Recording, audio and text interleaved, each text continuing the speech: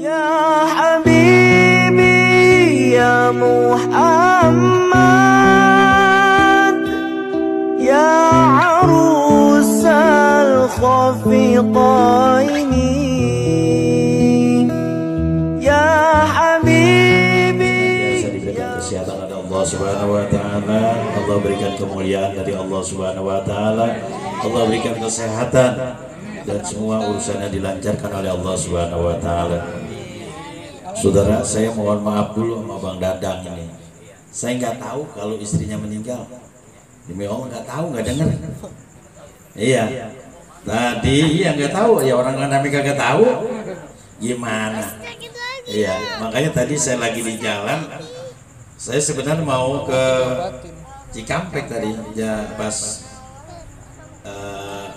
habis maghrib saya sholat di apa namanya rest area, anak saya telepon, ayah ada Pak Dadang. Saya pikir Haji Dadang. Ya, kenapa suruh sedekah 3 hari katanya gitu, ya kan? Sedekah 3 hari, Dadang mana? Yang orang belakang, oh itu teman saya. Kenapa? Istrinya meninggal ya. Udah sekeluar Cibitung balik kali apa namanya tadi saya masih kebetulan di Bekasi Timur, saya putar lagi keluar Cibitung balik lagi pulang. Ini karena saya rasa cinta saya teman saya, sahabat saya kan gitu. Masa saya kagak datang diundang gitu, apalagi undangnya takziah kan gitu. Makanya mohon maaf nih Abang Dadang, saya kalau kemarin kagak kelihatan gak nomor, emang kagak tahu bisa. Ya kagak tahu bisa, sekali lagi mohon maaf, tapi mudah-mudahan pada malam hari ini kita hadir mendoakan ya istrinya, mudah-mudahan Allah ampuni segala kesalahan dan khilafannya, Allah lapang kuburnya, jadikan kuburnya Allah min riyadil jannah. Masyaallah hadirin, ini kematian sesuatu memang yang sifatnya misterius dan semua orang tidak pernah akan tahu kapan dia dipanggil oleh Allah Subhanahu wa taala. Kadang-kadang kita udah merasa tua, tapi nggak begitu mati mah. Kadang-kadang yang muda duluan yang malah berangkat, gitu kan ya, gitu. Atau kita merasa duit kita banyak, lah kadang-kadang yang pada kaya duluan meninggal. Itu nggak bisa. Jadi kematian ini urusan Allah Subhanahu wa taala. Makanya saya bilang ketika kemarin saya sudah hitung-hitung, dalam tahun 2020 kurang lebih hampir 400 ulama terkemuka di Indonesia Allah panggil. Ada apa ya? Saya baru kali ini, saya selalu hitungin tuh, saya catat ini pimpinan pondok pesantren. Ini bukan kelas ustadz ya, kelas ulama nasional kalibernya, bahkan internasional. Sepanjang tahun 2000 ini saya hitung sudah hampir 400. Baru-baru ini kemarin saya Ali Jaber, ditambah lagi Habib Ali, ya kan ya. Nah, Habib Ali juga baru kemarin, dan masih saya tadi siapa tahu ada lagi tambahan lagi, belum saya catat itu. Subhanallah, ada apa sebenarnya ini? Tetapi di dalam sebuah hadis qudsi Allah berfirman, Inna Allah Ta'ala la yaqbidul ilma intira'an yantazi'u minal ulama. Bahwasanya Allah ketika ada orang yang meninggal, yang alim, kiai, ini adalah cara Allah mencabut ilmunya sedikit-sedikit dari muka bumi. Ini makanya kata Hadrat Syekh Asy'ari, malam yahzan bi mautil alim fa huwa munafiqun. Siapa orang yang enggak sedih ketika ada orang meninggal, orang alim meninggal, maka dipastikan orang itu adalah orang munafik. Sedih kita, Habib Ali meninggal, Syekh Ali Jaber meninggal. Karena untuk menciptakan orang ini waktunya panjang. Coba kita nunggu berapa 30 tahun lagi mungkin baru ada lahir orang seperti dia, yang hafal Al-Quran, hafizul Quran gitu. Nggak gampang. Kalau yang meninggalnya camat, lurah, banyak banget gantinya. Kalau yang namanya ustadz, maaf, sekarang banyak krisis ustadz. Nggak tahu di sini Maya. Di daerah saya itu udah nggak ada ustadz. Makanya kemarin saya bilang, Pak, Ibu, di Jatiwadi sini, RT. Saya kan tinggal di sekarang saya di sini nih. Dulu di RT, 3. Saya bilang sama jamaah saya mah pindah. Saya ada rumah jelek-jelek cuma di daerah. Ada tanah sedikit juga sama bikin gubuk. Mau bikin pesantren pada teriak-teriak. Jangan Ustaz. Kalau Ustaz pergi ntar katanya siapa yang ini? Lah emang kagak ada Ustaz, kagak ada. Iya. Di tempat saya itu Jalan Jatiwari itu nggak ada. Kalau sebelah sono banyak. Ya, ada Ki Ubaidillah, adanya kayak ini kan. Tapi di sini ini udah nggak ada. Di daerah saya nggak ada. Jadi kalau saya berangkat pergi daerah, bingung saya. Sementara orang daerah nggak butuh. Jadi saya lagi dilematis ini. Nah, makanya saya bilang sama istri saya, kalau sampai nanti habis Lebaran kita mau ke daerah saja atau kita mau tinggal di sini. Saya baru ini karena saya udah ngambil keputusan. Nah, saya udah beli tanah juga di Jonggol 1,5 hektar. Saya pengen bikin pesantren gubuk. Karena banyak orang yang santri, yang menyantri sekarang harganya mahal. Saya pengen orang masuk pesantren saya kagak bayar. Biar sama dia prokai soalnya dah. Gitu maksud saya. Nggak makanya bangun-bangun gedung, saya pengennya begitu. Iya, karena sekarang orang masuk ke Yusuf Mansur itu harus minimal 18 juta. Itu mau masuk pesantren tahfizul Quran yang di mana Cikarang 18 juta, saudara. Nah, saya berpikir kalau gitu anak orang-orang susah nggak bisa pesantren, nggak bisa ngaji. Ini yang bahaya. Karena saya dulu merasa tahun 75 saya berangkat ke pesantren Tebuireng, tahun 75 ternyata ini Ustaz Anto ini masih lahir baru kemarin, saya kira udah ini. Nah, atau saya belum naik, ini bang baru umur ini kan gitu. Saya tahun 75 sudah berangkat ke Pondok Pesantren Tebuireng. Bukan karena orang tua punya duit, kagak. Habis diserahin nggak ditengok-tengok 6 tahun, sampai balik. Lah bapak saya tukang serut. Kalau sekarang enggak. Kalau sekarang mah enak banget, anak sekarang kan pesantren aja gitu. Jadi 75 saya diserahin, saya pulang 82. Itu kagak ditengok-tengok. Kalau ada duit dikirimin, kalau kagak ya kagak dikirimin. Kalau anak sekarang buron. Ya Allah. Kita waktu itu nurut sama orang tua. Tapi saya pada saat itu merasa saya dibuang sama orang tua. Setelah pulang pesantren ternyata luar biasa.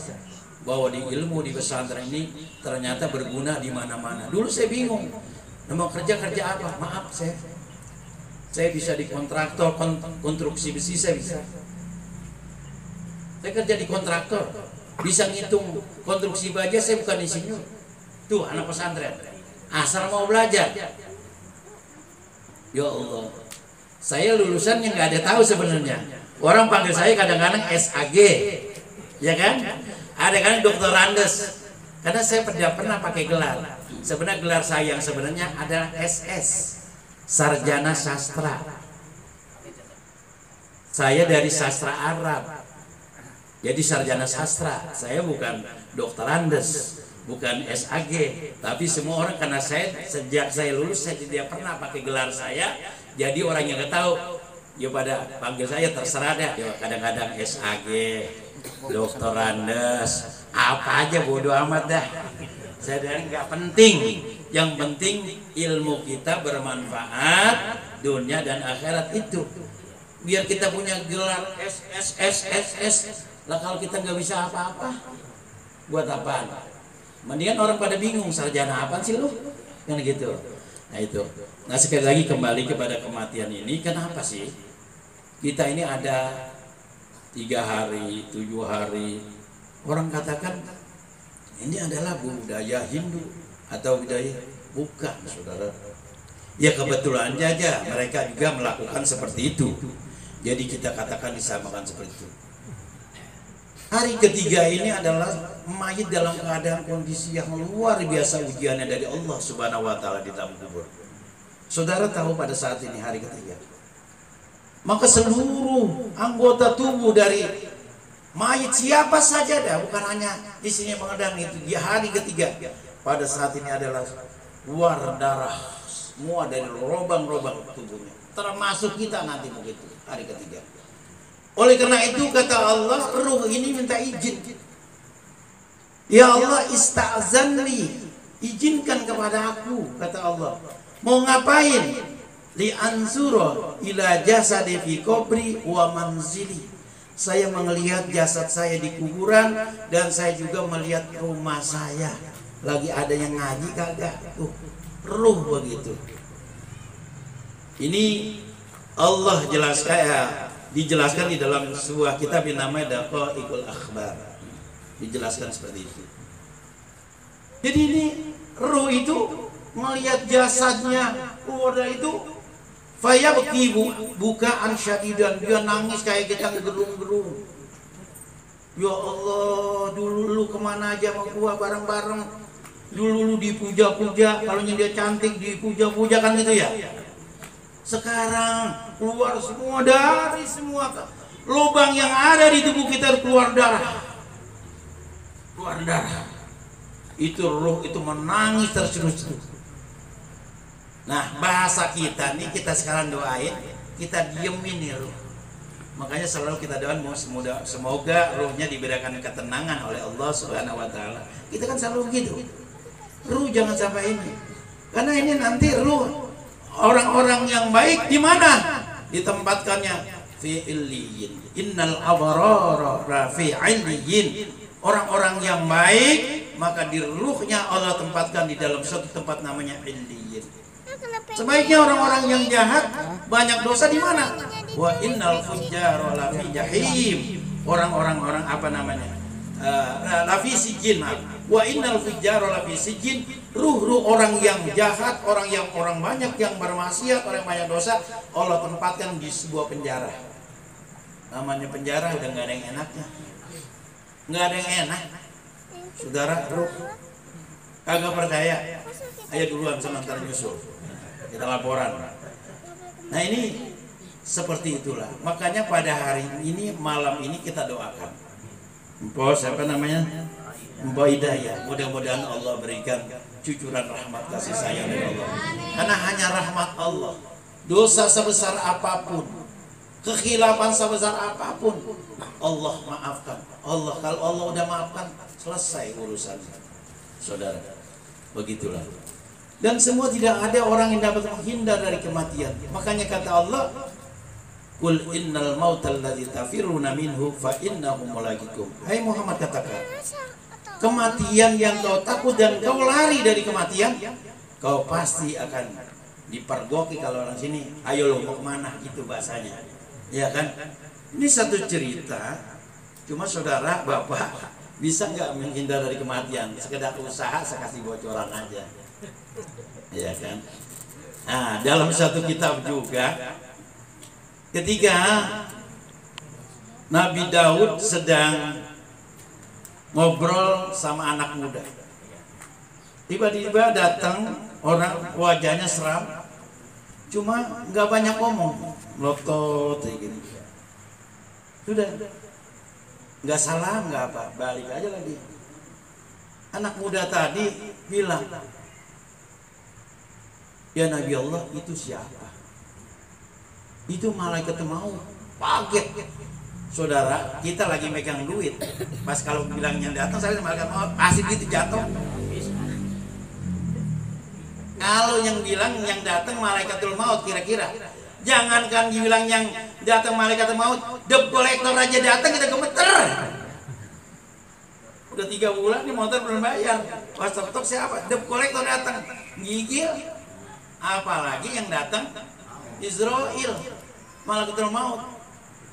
Itu anak muda tadi pas denger begitu, kata yang datang apa namanya, Israel mau cabut nyawanya, itu kagetnya luar biasa. Akhirnya, ya Nabi Allah Daud, tolongin saya. Dia nggak bisa. Siapa yang bisa nolongin orang dari kematian? Ada nggak orang yang bisa nolong? Duit enggak, jabatan kagak, harta kagak, semua tidak bisa satu pun yang menolong kita dari kematian. Lalu rupanya ini Si Israel kemarin gue udah pernah datang nih sama Nabi Daud, udah cerita. Gue mencabut tuh bocah kan gitu ya. Nanya, kapan? Seminggu lagi. Wah, alhamdulillah, dia bilang masih ada waktu seminggu. Loh, semuanya udah baru azan aja, belum azan barangkali udah di masjid. Saya yakin bapak-bapak kalau dibilang bapak besok seminggu lagi bapak mati, kagak pulang-pulang kali di masjid. Ngaji mulu, ngaji, ibadah, istighfar, pasti seperti itu. Saya yakin. Ini juga anak muda tadi dibilang udah seminggu, dia ingat, ya Allah dosanya banyak banget. Akhirnya dia putuskan, karena rupanya dia nggak tinggal di situ, aslinya kayak kita orang rantau. Kalau kita umpamanya kata dari Jawa gitu kan, dia ingat dosa sama orang tuanya, dosa sama temennya, dosa sama tetangganya di Jawa sama. Gue nggak pulang dulu dah, gue minta ampun di sono. Dosa sama manusia, karena dosa sama manusia harus minta ampun dulu sama manusia. Ketika manusia memaafkan, baru Allah memaafkan, kan begitu. Pulang dah, gue berangkat pulang, sono sama emaknya digurung-gurung minta maaf, ya banyak dosa. Ingat, mak, dosa saya banyak banget mak, kan gitu ya. Ampunin saya mak. Pokoknya gerung-gerung, semua saudaranya didatengin, temennya didatengin, orang sekampung semua dimintain maaf. Kata orang, nah apa tuh bocah ya, mau mati kali. Orang kan begitu ya. Itu juga kadang-kadang begitu, kalau saya orang maafin gue ya, maafin gue, pasti pada cerita temannya, nah ngapa nggak biasa-biasanya tuh jangan mau mati, gitu. Ternyata setelah udah seminggu, biarin dah katanya, saya balik lagi, saya mau meninggal dekat Nabi Daud semua. Balik lagi kayak kita ke Jakarta gitu deh ya. Tahu-tahu sehari udah lewat seminggu, sehari, 2 hari, 3 hari, kagak mati. Kata Nabi Daud dalamnya, brengsek juga Israel, gua ditipu. Waduh, katanya, gua ditipu sama Israel nih. Sampai udah mungkin ada 3 tahun masih hidup tuh bocah, masih keluyuran aja, tapi udah berubah sifatnya, udah jadi orang baik dah gitu kan ya. Ya Allah. Pada suatu saat datang lagi Israel sama Nabi Daud. Nah lu, emang gue lagi tunggu-tunggu, kata Nabi Daud. Emang lu gue lagi tunggu-tunggu lu. Gue lu kibulin, kata si bocah itu umurnya tinggal seminggu lagi. Sampai sekarang udah berapa tahun masih keluyuran aja tuh katanya. Masih bisa begitu. Apa kata Israel? Iya memang. Waktu saya datang, Allah kasih, emang kata dibatas umurnya tinggal seminggu lagi. Tapi rupanya dalam seminggu itu dia pulang ke kampung, dia dalam silaturahim, dia minta maaf, rupanya ditambahin lagi 25 tahun lagi oleh Allah Subhanahu wa taala. Makanya di dalam suatu hadis, man arada ayyusatalahu fi rizqihi wa yunsha'alahu fi umrihi fal yasir rahimahu. Siapa orang yang ingin rezekinya banyak, umurnya dipanjangkan oleh Allah, hendaknya dia senantiasa menyambung silaturahim. Makanya tadi Ustaz Ante bilang, Ustaz, kok kayaknya masih muda aja, kan gitu. Barangkali saya orang yang paling sering banyak silaturahim kemana aja. Tadi saya mau pergi ke Cikampek, nggak apa-apa, saya pengen ngobrol aja sama teman di Cikampek sana. Gitu kan gitu. Saya jalan aja sendiri, saya berangkat aja tadi habis sholat asar saya berangkat aja. Cuma kemudian kalau saya maghrib ketemu dulu teman maghrib, saya ajak nggak mau. Saya bilang saya mau ketemu teman di Cikampek, ngobrol-ngobrol aja gitu. Jadi konsepnya umur memang udah Allah ketentuin, tapi semua Allah punya hak prerogatif. Bisa juga itu ketentuan itu ditambah lagi, terserah Allah yang punya kan. Tapi di dalam satu hadis kata Nabi, yang orang yang ingin rezekinya ditambah banyak, umurnya dipanjangin, hendaknya dia sambung silaturahim. Tuh, coba kalau kita nggak ada, kita datang ke rumah teman, saudara, nih kenapa umur bisa panjang? Saya pikirkan secara logika.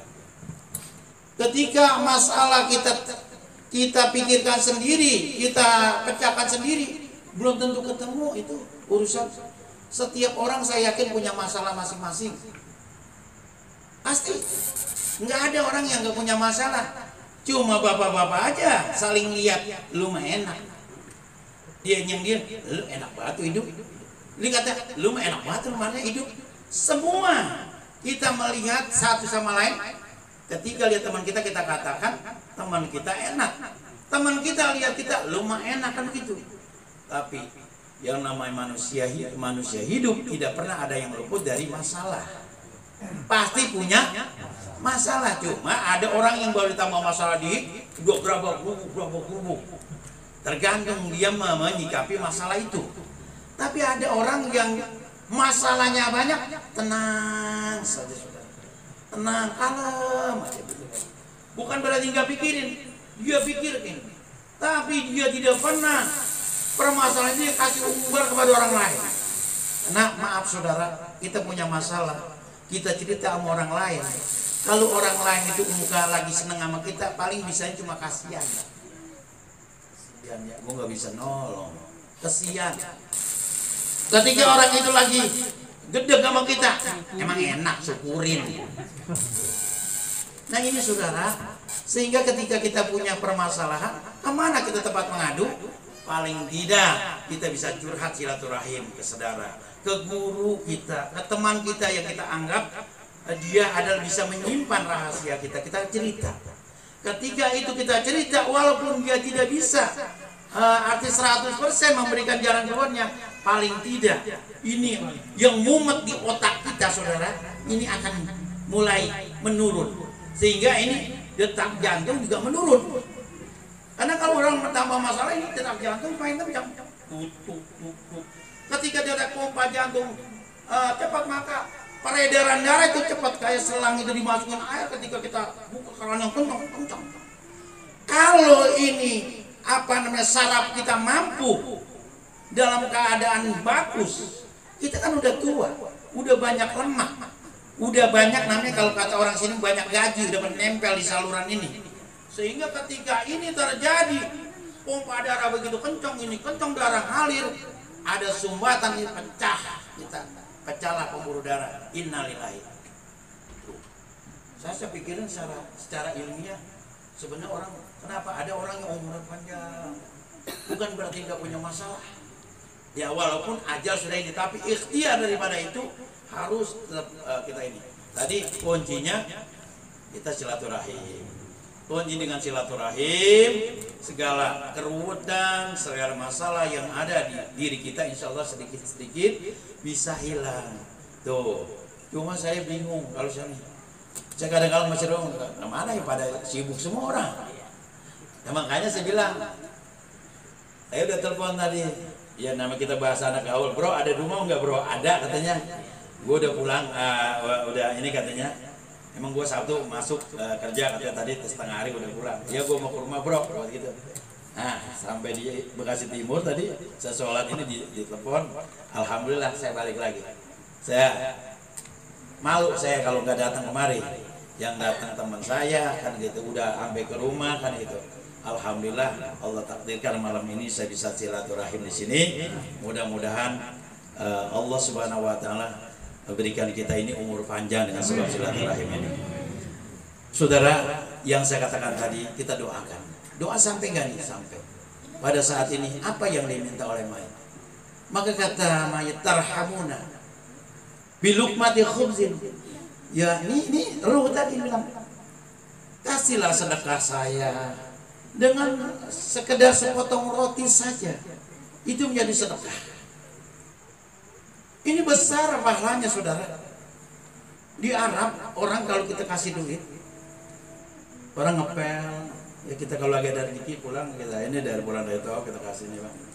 Nih saya kita dia langsung dia bilang Allah yarham walidaik, Allah yarham walidaik. Langsung dia doakan kita, semoga Allah memberikan rahmat kepada kedua ibu bapak. Tinggal kita amin, amin saudara.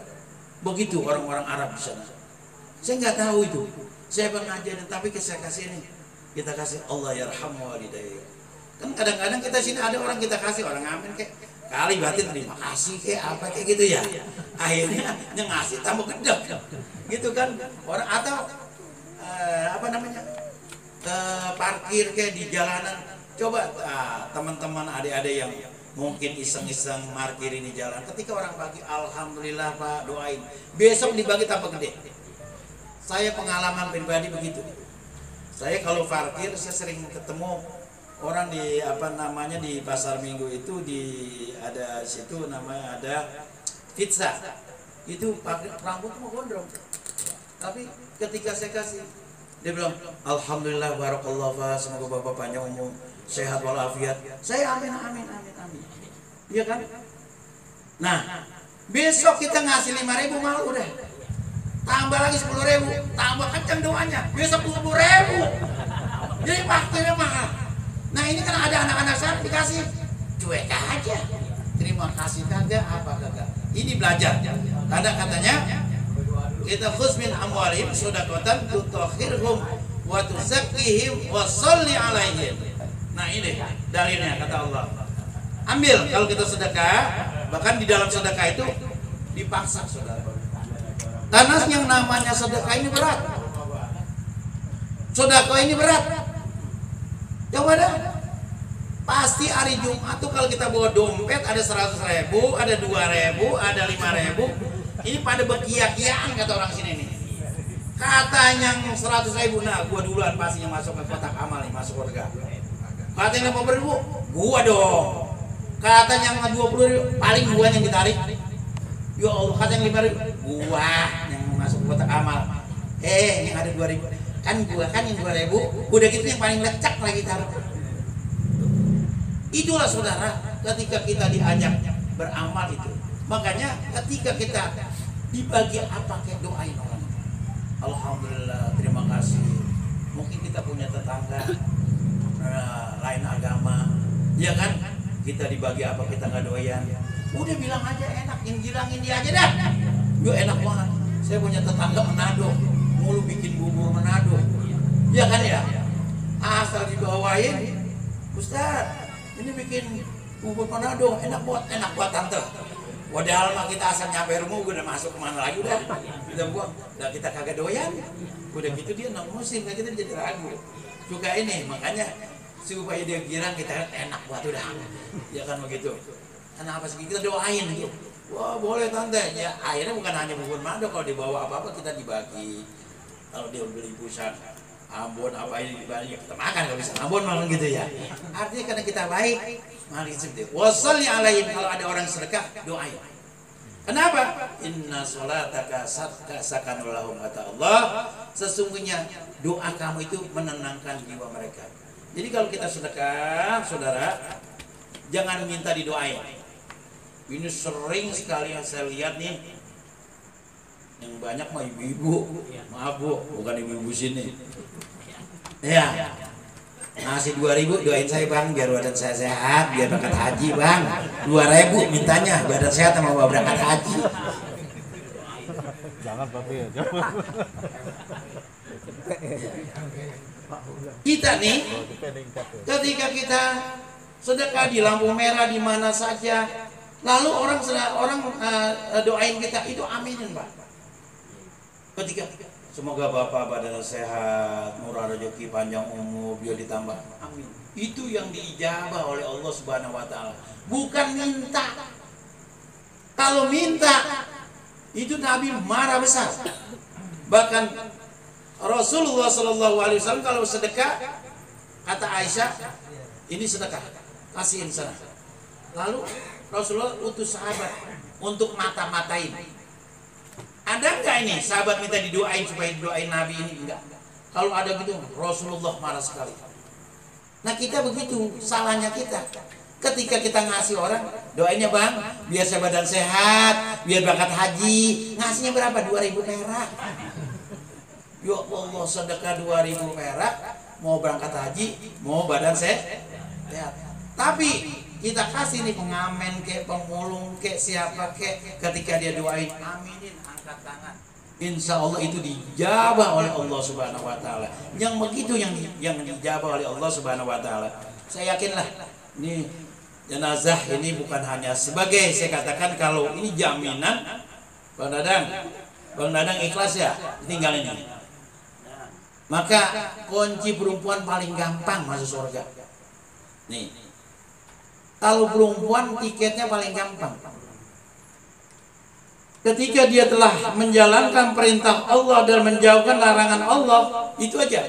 Sholatnya iya, puasanya iya, ya zakat dilaksanakan, kan gitu ya. Semua ini perintah Allah dilaksanakan, dan yang dilarang Allah dia tinggalkan. Yang kedua, kuncinya suaminya redo, ikhlas, udah dapat surga, tiketnya surga dapat. Kalau laki masih banyak, ya kan? Kalau laki nggak ada tiketnya, kita sendiri. Makanya empok-empok, ibu-ibu kalau laki bandel jangan diomel, biarin urusan dia masuk neraka. Ibu mah urusannya taat aja. Kadang-kadang ini ibu, saya nasihatin ibu, kalau suaminya bandel susah dinasihatin kayak ini, ibu jangan ngikutin kayak laki. Dia mantun begini katanya, sayur labu enak di kuah, bisa lu bisa buah. Wah gitu. Ini ada orang ibu-ibu datang sama saya, wah laki saya bang main perempuan mulu, wah gitu kan. Ya udah, lu mau kewajiban lu taat aja sama suami. Dia pulang, haknya berikan, kewajibannya laksanakan, kan gitu. Kasih makan, rawat yang bagus. Urusan di luar itu urusan dia sama Allah. Lu kalau udah taat begitu saja sama suami lu udah punya tiket surga. Dia mantun begitu tadi, sayur labu enak di kuah, apa ya? Bisa dia bisa buah katanya bang. Nah ini kan bahaya ya. Iya, lakinya selingkuh, dia juga selingkuh, ini bahaya saudara. Ini jangan, mudah-mudahan bukan perempuan orang sini. Karena kalau perempuan, dia jadi anak yang solehah saja deh. Kepada suaminya nurut saja selama perintah itu tidak untuk maksiat, udah tiket surga satu. Maka kata Nabi, ayyuma mra'atin matat wa zawjuha radin udkhulil jannati min ayyi abwabin syi'ti. Perempuan yang mana aja yang dia meninggal dunia, ketika dia meninggal dunia suaminya ikhlas redo, bukan suaminya mau kawin lagi, bagus bini gua mati emang gua udah ada. Bukan enggak begitu. Artinya memang suaminya tuh istri emang nurut sehingga suaminya itu ikhlas redo. Juga laki-laki jangan keenakan aja. Ya kayak abang, alhamdulillah bini gua mati, ngapain emang gua gak ada lihat-lihatan gua yang baru. Enggak begitu maksudnya. Ini istrinya ini taat sama suaminya, sehingga ketika dia meninggal merasa kehilangan juga suami, dan dia ikhlas, dia reda, udah dimaafin semua, nggak ada salahnya, nggak ada ganjalnya. Maka kata Nabi, perempuan yang begini maka nanti udkhulul jannata min ayyi abwabin syi'ti. Kata wanita-wanita seperti ini masuk surga lewat pintu yang kamu mau, yang mana aja. Tuh, enak gak? Nah, udah punya laki bu, nurut aja sama laki. Kalau laki bader, biarin aja. Bang, lu mau bader terserah lu bang. Bentar lu izin sama malaikat gitu aja bu. Gua mau kewajiban katanya gua ngari ini aja dah, begitu aja. Jangan ibu langsung. Gua juga mau pergi bang. Maka mana? Gua yang lu doang bang. Gua juga masih laku sama laki-laki. Nah, ini bahaya yang begini. Nah, makanya saudara perempuan cuma itu. Nah kita doa ini, siapa? Mbok Ida Rosida, mudah-mudahan menjadi istri yang soleha, yang tentunya tadi Abang Dadang udah saya tanya, ikhlas. Bukan berarti Abang Dadang ikhlas menikah lagi, bukan. Artinya mudah-mudahan nih nggak ada kesalahan yang akan mengganjal di hati, nyakitin dia. Orang kan kalau bini sering bikin salah, biar kata ujung masih ingat aja tuh di hati kita, masih ganjel aja. Tapi kalau di istri yang ini kan kita udah lepas tuh hati kita. Bahkan yang ada kesedihan yang ada. Mudah-mudahan dengan kesedihan yang ada itu wajar sebagai manusia. Kita doain aja. Dan hari ini ada anaknya ya, udah punya cucu kan? Cucu tuh udah ada, doain. Wah tuh, mudah-mudahan karena hanya investasi ini anak yang soleh, yang nanti akan membantu kita baik sejak kita masuk di dalam kuburan sampai kita menghadap Allah Subhanahu wa ta'ala. Nggak ada lagi udah apa yang kita andalin, Bang. Makanya saya tanya, udah punya investasi apa mau mati? Pak, udah paling tidak. Karena kata Nabi, iza mata ibnu Adam in qata amalu illa min salasin. Kalau orang meninggal nih, kita nih anak cucu Adam, semua amalnya itu udah nggak ada yang dibawa kecuali 3. Sedekah jariyah, yang mana sedekah jariyah. Seberapa banyak sedekah jariyah yang kita udah berikan? Coba dah ingat-ingat. Nah, di Al-Atijah berapa duit yang kita pernah naruh itu? Walaupun sekedar paku, sebutir paku, yang itu sebagai amal soleh kita nanti akan membantu kita ketika di kuburan. Yang kedua apa lagi? Ilmin yuntafa, ilmu yang bermanfaat. Apa ilmu ngaji aja bukan? Saya sering katakan, sering nanya, Ustaz, kalau ilmu tukang batu itu ngasih ngajarin sama keneknya sampai jadi tukang, itu bermanfaat. Termasuk itu, karena bermanfaat. Dengan dia bisa, makanya jangan juga pelit. Itu yang tukang batu ada keneknya, nggak diajar-ajarin keneknya apa yang ngamprot aja, saya pikir gampang. Saya pinjam, bang coba kami pinjam, aduh kasih gini, dia enak banget, oh gitu ya. Blok gidan saya saja, amburadul. Ah, artinya ambil ilmu begitunya pakai ilmu kan? Nah tukang batu ngajarin sama keneknya sampai jadi tukang, itu juga ilmu manfaat, Pak. Jadi Bapak nggak usah takut. Bukan hanya harus jadi ustadz, bukan. Bapak jadi apa? Makanya saya bilang, saya bisa Pak, konstruksi baja saya bisa. Saya pernah kerja di kontraktor, saya belajar gambar sama insinyur, saya belajar ngitung dengan para insinyur kan gitu ya, diajarin. Alhamdulillah saya bisa. Jadi bangunan ini berapa bentangannya, kekuatan berapa, saya bisa ngitung. Padahal saya bukan tukang insinyur. Makanya ketika saya bangun konstruksi baja di Jatiwaringin, orang nggak ada yang percaya itu hasil saya.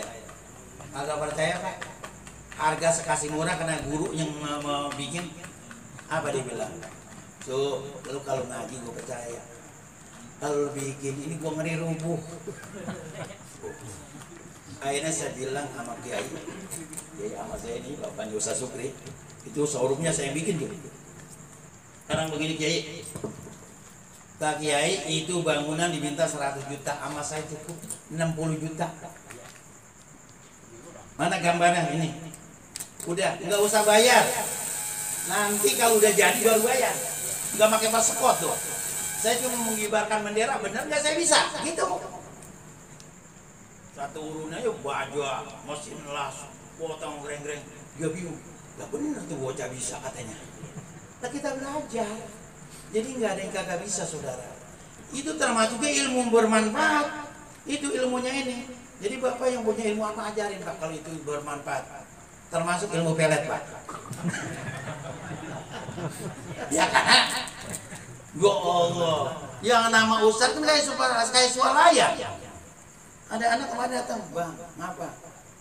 Saya katanya mau diputusin mah apa namanya? Sama demenan saya, begitu. Terus ya Bang katanya wiridan apa? Ustaz punya ilmu pelet juga. Nah makanya Ustadz itu katanya udah kayak ini ya. Saya di waktu ngaji dulu, itu bilang kata kayak saya, lu ngaji kayak pemulung, nemu sendal sebelah ambil aja. Nanti juga ketika kata ada yang butuh mahal harganya, atau ada yang di sebelah, ya sebelah kan jadi mahal tuh harganya. Sendal sebelah ya enggak. Makanya ilmu pelet aja saya pelajarin. Jadi kalau ada yang butuh ilmu pelet datang ke rumah saya, bawa bekak ayam. Seperti itu saudara. Jadi orang pesantren, dunia pesantren ilmu apa aja ada. Cukup apa saja nggak tahu dah. Zaman dia mah nggak tahu. Karena saya berangkat itu masih yang ngajar saya istilahnya kiai-kiai besar. Saya masih ketemu Samsuri Badawi, Kiai Adnan Ali, Kiai Yusuf Mashhar, Kiai apa namanya tadi Makmur, Syekh Rozi. Ini kiai-kiai besar semua yang ngajar saya. Makanya biar kita bandel, ya berkahnya aja, masih nempel sedikit-sedikit mah gitu kan. Itulah karena kita diajar dengan orang-orang yang punya ini. Barangkali itu yang saya dapat sampaikan. Nah, ilmu yang bermanfaat, yang tadi yang terakhir awaladun sholihin yad'ulah, anak yang soleh yang selalu mendoakan ke ibu bapaknya. Gak punya anak, ada cucu insya Allah. Kan gitu ya. Yang penting jangan sampai kagak ada. Udah anak semua kagak bener, sampai cucu kagak ada yang benar. Lalu besok kita ngapain di kuburan? Habis dipentungin kita. Saudara, nauzubillah min. Mudah-mudahan saya bangga saya lihat ini bapak-bapak ini nih anaknya yang jadi ustaz, selalu bangga. Nggak ada saya. Nih jiwa saya nggak ada. Ustaz sama ustaz saling mendahului. Saya kalau ada ustaz, girang. Bahkan saya kemarin ngajar ada yang gantiin. Saya selamatan. Kesel kali kagak. Kenapa? Alhamdulillah tugas saya sudah diambil orang. Saya kan enak, tinggal jalan-jalan. Ya Allah, saya bilang hari ini tugas saya sudah ada yang ngambil. Makanya saya ada waktu untuk silaturahim kemana-mana. Saya kira bukan kali, brengsek amat gua, udah ngajar gak ini. Tahu-tahu baru ngajar sebulan, dipecat lagi, saya diparanin lagi. Ya Allah, gimana sih lu? Biasa Pak, biasa. Kalau di suatu masjid umpamanya penggantian pengurus, kan seleranya beda-beda tuh. Ini ngajar gini, dia maunya seleranya kan gitu. Nah ini kita udah ngajar lama, disingkirin, ganti dah alasan aja. Kita memang ngajar aja udah. Kita nggak ada apa-apa. Akhirnya digajar, saya udah selamatan. Apa selamatan di rumah? Saya selamatan, saya girang. Kata bini saya ngapa? Gue banyak neng sama lo. Hari waktu gua udah nggak ngajar sono kan gitu, bisa jalan-jalan kita hari Minggu. Tahu dipanggil lagi sebulan. Sekarang hari Minggu nggak bisa jalan lagi udah. Waduh, ini begitu Pak. Mudah-mudahan saya melihat ustadz-ustadz yang baru nongol sini, yang baru ini, mudah-mudahan terus dapat melanjutkan. Ini para alim ulama yang udah nggak ada, karena di sini udah nggak ada nih tokonya ya. Aduh ya nggak ada, ya Abid nggak ada. Yang paling tua paling yang alim Ki Ubay. Gue juga sakit-sakitan mulu, seledekin mulu, pakai tongkat mulu kan gitu ya. Iya kan? Siapa lagi coba? Nggak ada saudara. Kalaupun ada ya kelas-kelas ustadznya. Ya, dibang maaf ya, bukan ini kan gitu. Artinya yang alim dari segi keilmuan ini belum ada yang akan menggantikan ini. Kan di sini mulai dari Kali Malang sana, Ki Jawa kagak ada, terus kemari Ki Abid kagak ada, sana terus Ki Yakub kagak ada. Udah. Nah ini mudah-mudahan kita semua ini biar ada anak-anak kita Pak yang gantiin yang pesantren-pesantrenin Pak, yang punya anak ini pesantrenin sebilang semua. Mudah-mudahan anak kita menjadi anak yang soleh dan soleha, dan kita doakan yang meninggal dunia semoga Allah ampuni segala kesalahan dan khilafannya, Allah maafkan, Allah lapangkan kuburnya, jadikan kuburnya rodha min riyadil jannah. Yang ditinggalkan sedih pasti. Mudah-mudahan kesedihan ini tidak berlanjut sampai berlarut-larut dan terus dapat melanjutkan perjuangan atau cita-cita yang belum tercapai oleh neneknya, oleh istrinya, oleh orang tuanya ini. Kita doakan. Mari kita baca suratul Fatihah sekali lagi. Al-Fatihah. Al-Azimiyah Al-Fatihah. A'udzubillahi minasyaitonir rajim. Alhamdulillahirabbil alamin. Iyyaka na'budu wa iyyaka nasta'in. Shiratal ladzina an'amta 'alaihim